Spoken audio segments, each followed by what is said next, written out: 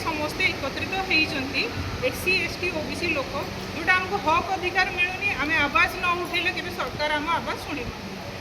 आमे मैंने जो आम्बेडकर जयंती जोटा आम बाबा साहेब आम्बेडकर आज ये 135तम जन्म जयंती आमर ये भरतपुर काउंसिल पालन करूँ धन्यवाद दूसरी ये आवासटा उठाऊँ यहाँ मुशार पूरा लोक मान उठाऊँ समस्त आर जो अवदान एमकर रही आम एमसीएल काउंसिल धन्यवाद जनाऊँगी बाबा साहेब आम्बेडकर ये देनटा जे आमको आरक्षण होमें आज दाबी करवा मागिबा स्वाधीनतार 78 वर्ष पर भी आम यही जिनसा मागुचु दाबी करुचु इलेक्शन पर इलेक्शन करुच्ची सरकार पर सरकार पलाऊँगी किंतु आमको एपर्यंत आमर आरक्षण मिल पारि ना तेणु आपण मैंने जो आमर